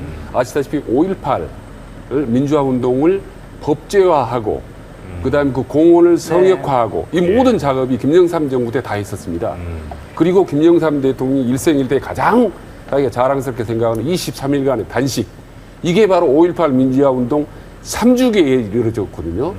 왜? 1983년에 그렇기 때문에 이런 부분들이 다시 호남 사람들이 재인식을 하게 되면서 예. 김영삼 대통령에 대한 그런 어떤 긍정적인 평가가 상당히 좀 높아지고 있어서 이런 부분들이 이후 내년 4월 총선 같은 경우 혹은 이후의 대선에서도 어느 정도 일정 부분 좀 영향을 미치지 않겠느냐. YS 그렇습니다. 변수가 있을 것 같아요. 예. 자, 지금 영구차가 그 김영삼 도서관 앞에 잠깐 멈춰 섰습니다. 멈춰 서서 김영삼 전 대통령이 자신이 좀 생전에 보았으면 좋았을 그 기념관 앞에 서서 보고 계십니다. 그 많은 시민들이 이 인도 쪽으로 나와서 네. 저 이제 시민들 서 계신 뒤쪽 건물이 그 도서관 건물인 것 같습니다. 오늘 추운 나와서서 날씨에도 불구하고 정말 마지막 가는 상도동에 길을 많은 주민들이 김영삼 전 나와서 대통령의 마지막 가는 길을 인사를 드리고 배웅을 있네요. 하고 있는 그런 상황입니다. 이제 저 차량이 이제 나옵니다. 다시 나와서 이제 현충원, 국립현충원으로 이제 바로 가게 됩니다. 저기 멀지 않은 길이기 때문에 물론 4시가 원래는 안장식이 시작되는 시간이었습니다만 여러 가지로 이제 김영삼 전 대통령이 이제 마지막으로 집도 둘러보고 기념관도 둘러보고 하면서 조금 늦춰지고 있는 그런 상황이라는 것을 말씀드릴 수가 있습니다. 그 교통 통제는 되고 있기 때문에 현충원으로 가는 길은 빨리 막히지 않고 빨리 진행이 될 것으로 예상을 합니다. 그러면 여기서 저희가 한번 현충원을 한번 가보도록 하죠. 자, 김영삼 전 대통령이 안장될 국립현충원 지금 상황 알아보도록 하겠습니다. 네, 취재기자 연결합니다. 조정린 기자 전해주시죠.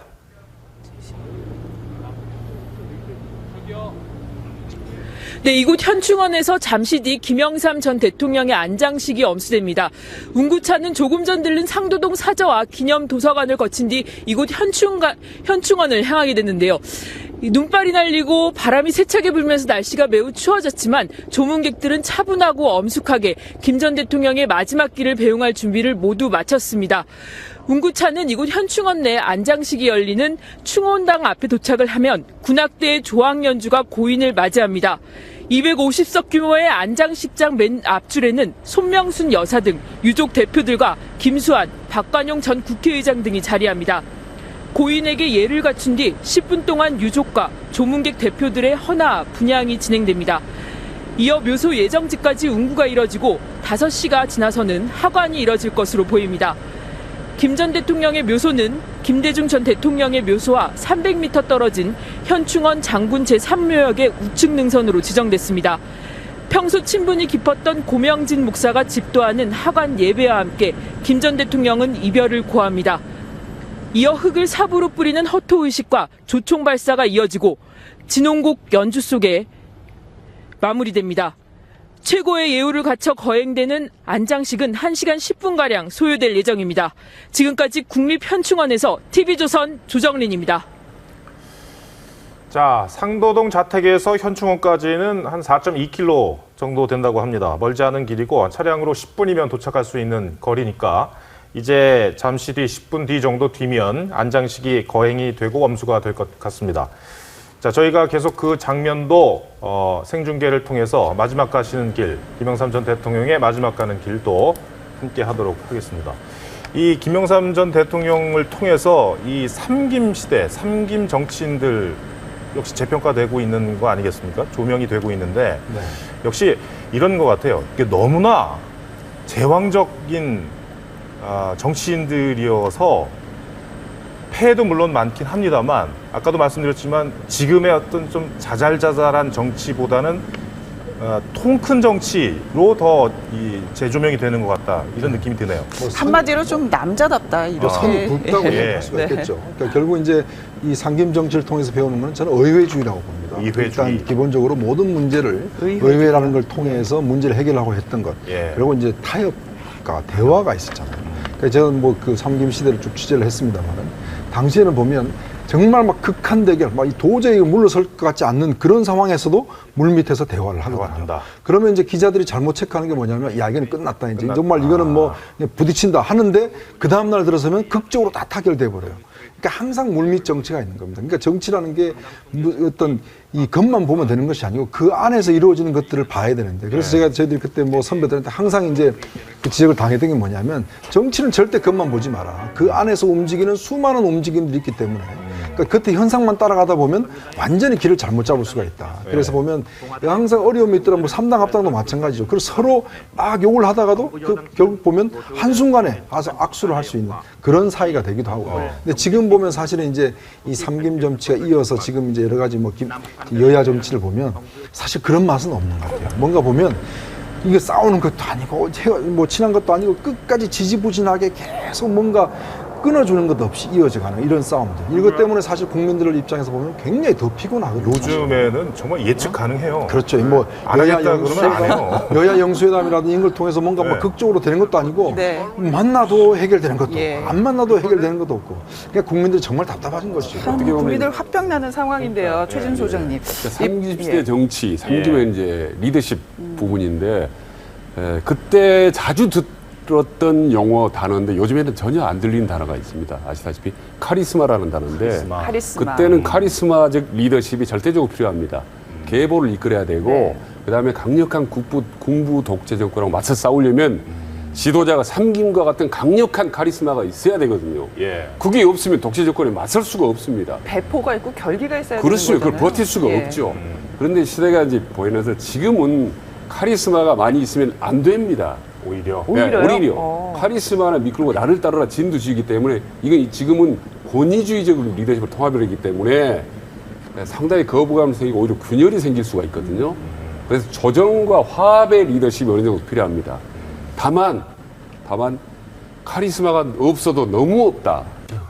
적정이 좀 있어야 되는 건데 카리스마가 너무 없는 정치여서 아까 이현정 의원 말씀하셨다시피 싸우는 것도 아니고 저것도 하는 것도 회담하는 것도 아니고 말이죠.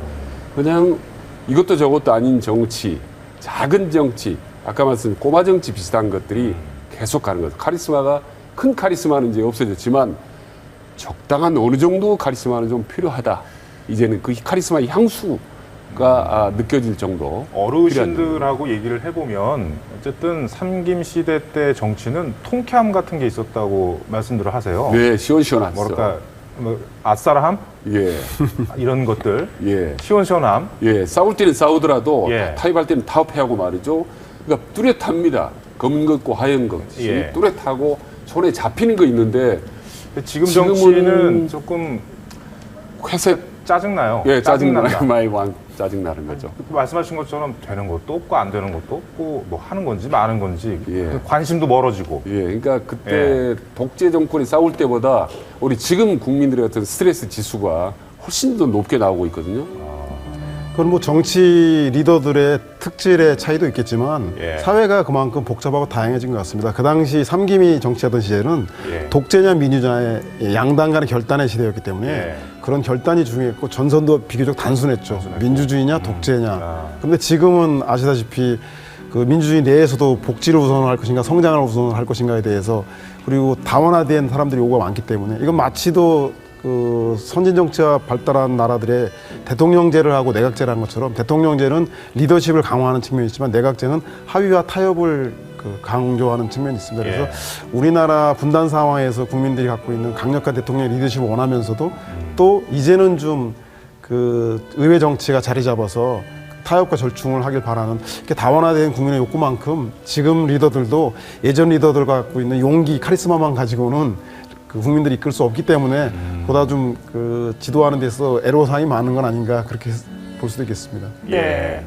김영삼 전 대통령이 후배 정치인들에 대한 아주 큰 실망감을 가지고 세상을 떠나지 않았을까 이런 생각도 들어요. 어떻게 보세요? 맞습니다. 지금 뭐 아마 김영삼 대통령이 지금 정치하는 분들을 보면 아마 크게 꾸짖었지 않을까 저는 그렇게 보였습니다. 뭐 김무성 대표가 또 뭐 본인이 뭐 유산을 뭐 적자다 이렇게 이야기하지만 사실은 그 김영삼 대통령이 보여줬던 그 큰 틀의 정치들 이런 것들 과연 지금 여야 지도부들이 담고 있는가라는 걸 좀 봐야 될 것 같아요. 과연 지금 이 국가 상중 기간에도 불구하고 서로 또 비난하지 말자 그랬는데 또 비난하잖아요. 서로에 대해서 또 헐뜯고 저는 그런 모습 보면서 우리가 정치의 어떤 룰이 없다. 예를 들어서 우리가 국가장일 때는 네. 서로가 좀 피해야 될 것은 피해야 되는데 그런 상황에서도 서로 여야 대표들이 서로 하고 또 지금 오늘 사실은 이제 국회가 본회의가 예정이 돼 있지 않습니까? 예. 근데 그게 내일로 지금 뭐 잠정 연기되냐 하는데 저는 물론 국가장도 중요하지만 국회의원들 입장에서 보면 이제 장이 끝나면 또 국회로 들어가서 일을 하는 모습도 좀 필요하지 않겠습니까? 예. 뭐 시간을 오후로 늦추더라도 오히려 뭐 오후 4시 끝난 다음에 본회의를 열어서 하는 모습이 오히려 김영삼 대통령이 이야기했던 그런 유지들 받드는 것이 아닌가.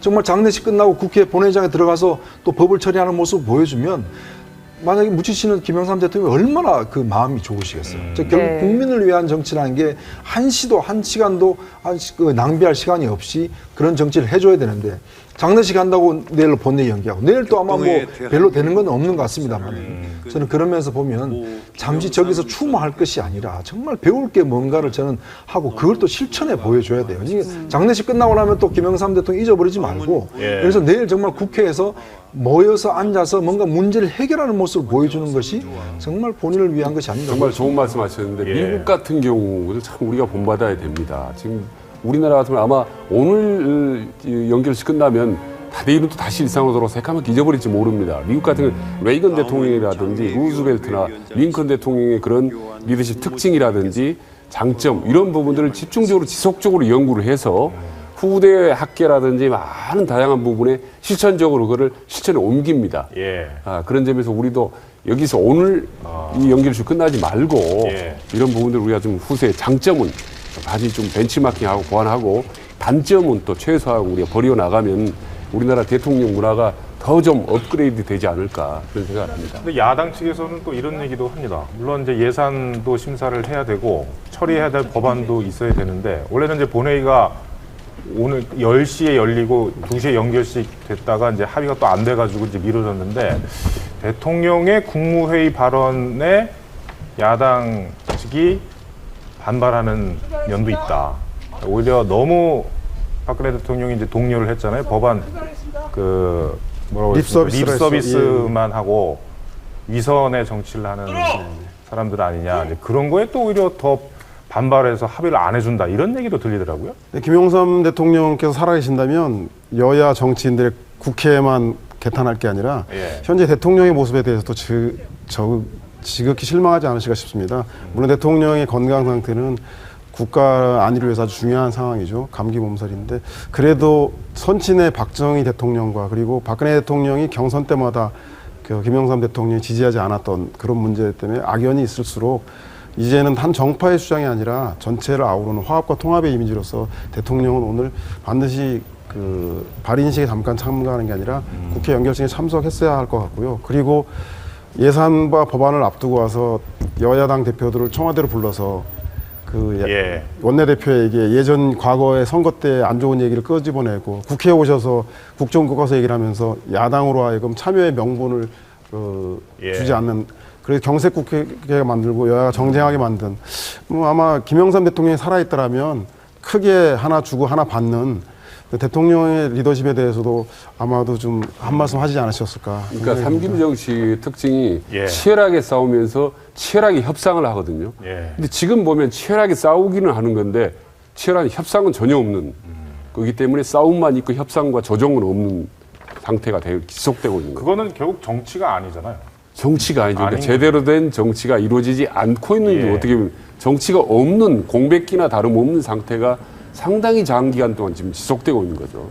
저는 이제 박근혜 대통령이 지난번 이제 그 김영삼 대통령 이제 그 이 참배에 가셨지 않습니까? 저는 그때 갔으면 김무성 대표도 있고 여야 대표도 있는데 좀 오라고 그래서 그 자리에서 만나서 좀 빨리 좀 합시다. 이 지금 나라가 지금 모양이 말이 아니지 않습니까? 좀 여야 대표들이 좀 이 그 김영삼 대통령도 이제 돌아가시고 했는데 좀 우리가 힘을 합쳐서 좀 법안 좀 통과시켜 주세요. 제발 좀 합시다. 저 이런 말씀을 그 자리에서 했더라면 저기 국무회에서 하시지 마시고 했더라면 참 여야 대표들이 입는 그런 어떤 압박감도 심할 테고 사실 뭐 국민들 입장에서 볼 때도 굉장히 그런 모습을 보면 여야 대표들한테 욕을 하지 대통령한테 욕을 하겠습니까? 당연히 안 하지 않았습니까? 그런 것들을 좀 대통령이 적극적으로 해줘야 되는데 또 이제 곧 아마 외유를 나가시거든요. 곧 이제 또 파리에 가셔서 한 7일 동안 비우시는데 이제 그런 상황이라면 지금 일단 국회는 마지막 12월 9일에 이제 끝나고 또 이제 뭐 법안 통과는 안 되고 이런 상황이 되다 보니까 뭔가 이게 중심이 없고 뭔가 나라에 성과가 없는 그런 상황이 되다 보니까 참 이런 그런 장례식을 치르면서 저희들은 가슴 속에는 참 답답한 면들이 많습니다.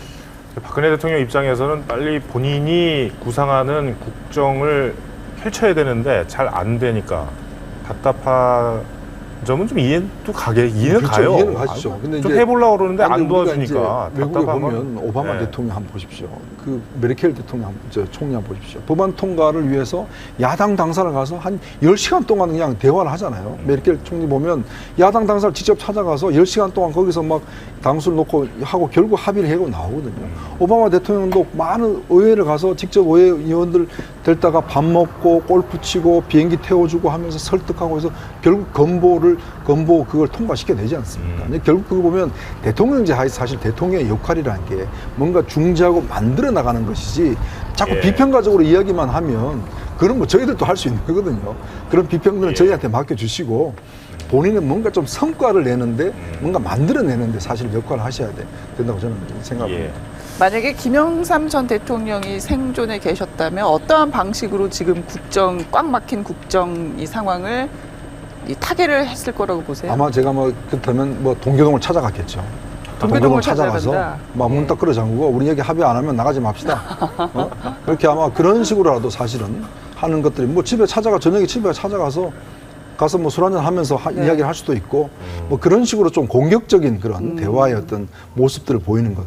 저는 막 그게 가능하지 합의 안 해주면 당신을 가택 연구시키겠다 이런 식으로요. 근데 저는 두 양김이 만약에 지금 살아서 박근혜 대통령 상대로 정치를 하면 어떨까라는 이제 그런 생각을 해보는 거예요. 재밌는 상상이에요. 지금 문재인이 아니라 만약에 김영삼 대통령이었다면 어떨까라고 저는 강력하게 겉도록 그 포화를 퍼부을 건다가 경고를 날리면서 만약 이 부분을 해소하자면 우리 어떻게 가겠다라고 구체적으로 제시를 하면서 이때 원내 총무를 통해서 협상을 할 겁니다. 청와대 강력하게. 그래서 거기서 아까 지적을 했지만은 자, 우리는 여기까지 양보하겠다. 그리고 여기까지는 양보할 수 없다. 여기서 명확하게 몇 대 몇으로 해서 절충을 해내는 거죠.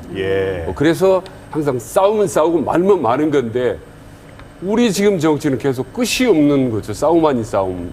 신경전 일종의 신경전이 계속되기 때문에 신경전과 계속 또 공회전이라는 말도 떠올라요.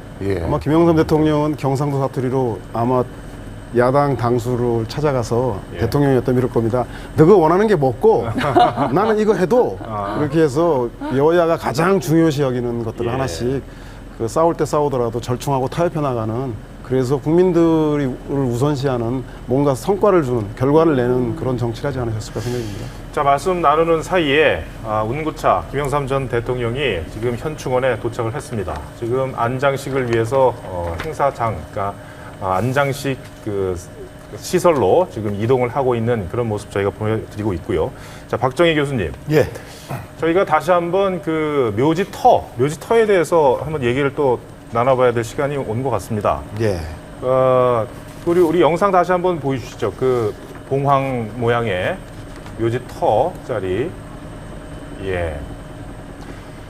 일단 그 대통령의 묘는 어떻게 생겼습니까? 뭐 좀 설명을 좀 묘사를 해주실 수 있으세요? 저희가 알기로는 80평 규모 굉장히 큰 것 같은데요. 글쎄요, 이제 80평이 이렇게 생각할 때는 커 보이지만 이렇게 산에서 만들어 놓은 게 크지는 않습니다. 동작동 국립묘지는 관악산에서부터 산등산에 이렇게 쭉 흘러와가지고 그 앞에 한강을 만나면서 더 이상 가지 못하고 거기에다가 이제 길을 모아놓은 곳이에요. 그래서 풍수에서는 기라는 것이 흘러가는 중에 길을 모으는 게 아니고 물을 만나서 더 이상 가지 못하고 멈추는 곳에다가 길을 모아놓게 되는데 그 국립 현충원은 그런 차원에서 보면 기가 굉장히 큰 관악산의 센 기운을 모아놓은 그런 자리예요. 그래서 역대 대통령들이 그곳을 선호하고 계시고 또 대전에다가 대통령의 그 묘역을 별도로 만들어 놨음에도 불구하고 거기보다는 일로 가시는 이유는 여러 가지 이유가 있겠지만 거기에서도 가장 큰 이유는 풍수적인 특징이에요. 여기 그 국립묘지가 갖는 풍수적인 특징이 너무 좋았다. 그 다음에 이제 다른 이유라면 뭐 서울이라는 수도권이라는 것, 접근성이라든가 뭐 이런 점도 있겠지만 이선은 풍수적으로 가장 좋은 특징들을 가지고 있다. 근데 이곳이 조선시대에도 이미 명당으로 지목을 받던 곳이에요. 그렇습니까? 지금 김대중 대통령 바로 묘소 좌측에 보면 창빈 안씨라고 해가지고 중종대왕의 후궁 산소가 있습니다. 창빈 안씨의 손자가 선조예요. 그래서 실제적으로 조선 황제의 왕들은 그 창빈 안씨의 후손들로 이어가고 있습니다. 그렇기 때문에 거기에 이 지창용 선생님이 여기 국립현충원터를 잡을 때도 여기에 풍수적인 특징을 다 고려해서 잡았었고요. 예. 예. 그다음에 여기 이제 박정희 대통령이 들어가실 때도 물론 또 풍수적인 특징을 고려해서 그 입지를 선정했고, 그다음에 이승만 대통령이 그러셨고, 그 후에 김대중 대통령, 이번에 김영삼 대통령 역시 마찬가지입니다. 그러니까 저렇게 좋은 명당에다가 모시는 게 이제 자손만대 잘 되고 또 국운도 상승하라 이러한 뜻 아니겠습니까? 근데 앞서도 저 나왔지만 알 모양의 바위가 지금 10몇 개가 나왔다는 거는 직관들로서도 평생 한 번 있을까 말까한 기적 같은 일이라면서요. 그렇죠. 그런 경우는 흔하게 볼 수 있는 일은 아닙니다. 우리나라 이제 돌이 냇물을 따라서 흘러가면서 바닷가에 가서는 원형의 돌이 나오지만 네. 저는 산속 가운데에서 원형돌이 맞아요. 나온다는 건 그렇게 예. 상식적으로 가능한 일이 아니거든요. 네. 근데 그 자리에 마침 또 대통령을 안장하려고 그러는 곳에서 그런 돌이 나왔다는 것은 여러 면으로 의미하는 바가 큽니다. 근데 그 터가 좋아서 박정희 대통령의 딸이 박근혜 대통령이 됐는지 모르겠습니다. 그럼 혹시 김영삼 대통령이나 김대중 대통령 후손 중에서도 대통령이 나올 가능성이 있나요? 그건 좀 질문이 너무 어려운 것인데요. 이제 이 국립현충원에 모셔지는 대통령들은 예. 어떤 이제 개인적인 또 그 집안의 어떤 그 영화를 바라고 그 자리에 모셔지는 건 아닙니다. 이게 그분들이 그동안에 우리나라에 해왔던 역할이나 예. 그분들의 이제 공로를 인정해서 국가적 차원에서 이 모시는 곳이기 때문에 그분들의 그 앞날도 국가에 도움이 되는, 앞날에 도움이 되는 그런 바람을 반영했다. 그렇게 보시는 게 좋겠습니다. 예. 지금 영정이 나왔고 안장식장으로 이동을 할 것 같습니다. 근데 박 교수님, 그 묘지 터가 좋은 것도 좋은 건데 어떤 사람이 그 묘에 들어가느냐도 중요하다면서요? 그거는 이제 그 우리 전통적인 사고 속에 이제 권선징악적인 요소들이 많이 있습니다. 예. 그래서 이제 평소에 그 선한 일을 많이 한 사람이 명당에 들어가고 악한 일을 한 분은 그런 데 들어갈 수 없다. 그런 차원에서도 얘기를 하게 되고요. 예. 또 일국의 대통령을 하신 분을 그 아무 자리에다 모실 수 있다는 거는 그 상식적으로도 그 우리 국민들도 받아들이기 어려운 일이기 때문에 그런 차원에서 그런 대통령다운 자리에 모셔야 된다. 또 대통령을 하신 분에 걸맞는 자리에 모시는 것이 우리 국민들도 마음이 편한 것이죠. 예. 예. 그 청와대는 어떻습니까? 청와대의 터는 어떻게 보세요? 이 청와대에 대해서 풍수적인 얘기들이 많이 나오고 있습니다. 이게 이제 특히 그 선거철 되면 더욱더 그런 얘기가 많이 나오고 있는데요. 청와대 터는 그동안에 여러 말이 나왔던 것처럼 그렇게 터가 좋은 터라고 풍수가들이 평가하지는 않습니다. 그래서 이제 그런 역대 대통령들의 그 임기 말에 불행한 모습조차도 청와대 터가 좋지 않아서 그렇다. 그렇게 얘기를 하고 있는데요. 그거를 이제 모든 면을 풍수로 해석한 그런 한계성이 있기는 합니다. 예. 그렇지만 이제 우리 이 국민의 한 사람의 입장에서 보면 대통령의 임기 동안에 그 국가를 위해서 최선을 다할 수 있는 그런 모습을 보여주시고 또 물러나는 그날까지도 네. 그런 그 내임덕이나 그런 불행한 일이 없이 이렇게 임기를 마치게 되는 것을 바라는 예. 거는 저를 포함해서 모든 국민이 바라는 바입니다. 예. 그런 차원에서 그거를 풍수적인 관점뿐만이 아니고도 한 번쯤은 좀 고려해 볼 필요는 있습니다. 이 연구차에서 김영삼 전 대통령의 관을 꺼내는 모습 보고 있습니다. 태극기로 감싸져 있네요. 태극기로 감싸져 네. 있는 김영삼 전 대통령의 관입니다. 다시 못 볼 영웅을 또 이렇게 떠나보냅니다. 영원히 역사 속에 묻히는 그런 순간이네요. 많은 분들이 애도를 하고 정말 큰 정치인 그리울 것 같습니다. 저분의 어떤 유머도 그렇고 예. 소탈한 면도 그렇고 그 엄혹한 시절에 민주화 투쟁을 했던 강직한 모습도 그렇고 하여튼 여러 가지 인간다운 면, 지도자로서 리더로서의 모습 우리들이 재평가를 할 수밖에 없는 그런 김영삼 전 대통령이 지금 관 안에 영면을 하고 계십니다. 저분이 정치적으로 제일 어려웠을 때가 물론 이제 독재성과 투쟁할 때지만 본인이 너무 가장 자존심 상했던 때가 사당 체제 시절입니다. 4개의 정당이 있었는데 세 번째 정당으로 아주 쫄아들었거든요. 그때 당사가 마포 당사 있었는데 14층이 있었는데 13층에 들어섰습니다. 근데 14층에는 옛날에 디스코텍이라고 있었습니다. 춤추는 젊은 애들이. 그래서 쿵쾅쿵쾅하기 때문에 13층에 조그만 당사에 들어서 있는 김영삼 대통령 어떤 이런 사람들은 저녁 때만 되면 그 소음에 견딜 수가 없었어요. 그래서 그 부분이 너무 자존심 상해요. 이 왜소한 정당 이걸 어떻게 해야 되나. 그런데 그때도 항상 웃음을 잃지 않았어요. 그리고 심지어 출입 기자들한테 말입니다. 그 생일이 되면 어떻게 알았는지 기념패를 줍니다.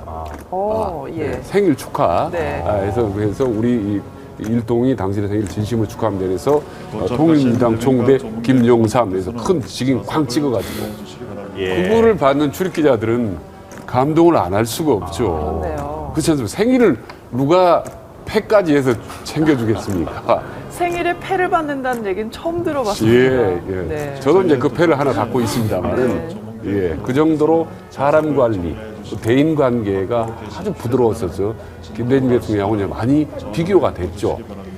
이현정 의원님, 아까 김영삼 전 대통령이 정치 신인들을 많이 발굴했다고 하지 않았습니까? 근데 아무리 정치 같이 하자고 해도 만약에 그 정치 하자고 하는 사람에 대한 믿음이 없으면 뭐 할 수가 없는 거잖아요. 그렇죠. 근데 이제 이분이 그야말로 사람을 흡수하는 그 능력이 엄청났다라고 해석할 수밖에 없는 거 아니겠습니까? 또 이제 삼김 씨의 특징은 그게 있습니다. 나를 당선시켜 줄 수 있는 능력이 있는 사람입니다. 왜냐하면 지역 기반이 있잖아요. 그러니까 다른 사람들은 보장해 줄 수 없지만 이 삼김 씨는 그 지역에 출마할 경우에 이 사람을 내가 당선시켜 줄 수 있는 그런 어떤 힘이 있거든요.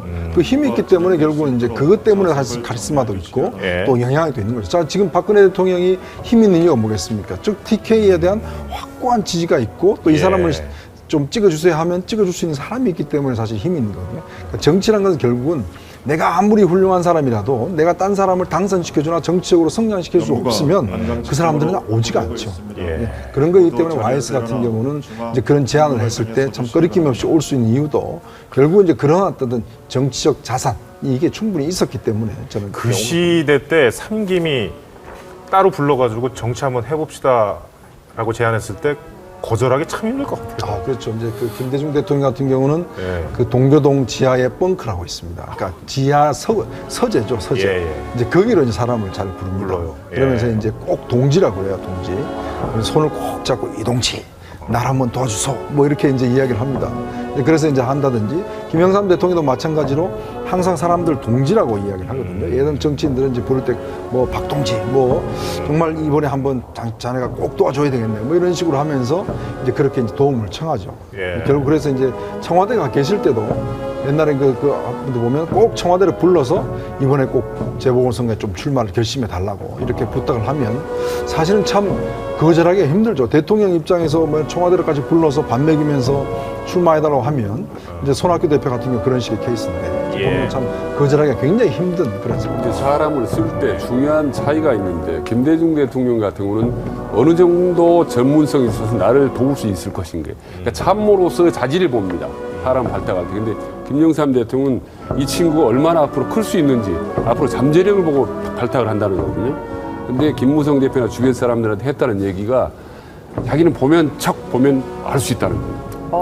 그러니까 그 사람을 보는 탁월한 눈이 있기 때문에 그 감, 필링, 느낌 이게 뛰어난 거죠. 굉장히 궁금한 부분. 논리가 말로는 설명할 수 없는 척 보면 이 사람이 앞으로 크게 될 수 있다. 지금은 무명의 시민단체거나 아주 별 볼 일 없지만 앞으로 이 친구 발탁하면 크게 클 수 있다. 이거를 보는 감, 이게 이제 뛰어나다는 거 아니겠습니까? 김대중 정치. 대통령은 그 지장이라고들 많이 하고 그 김영삼 대통령은 덕장이라고 하는데 덕장의 가장 대표적인 사람이 유비 아니겠습니까? 오늘 유비 리더십의 핵심은 여백의 정치입니다. 내가 부족한 점을 채워줄 수 있는.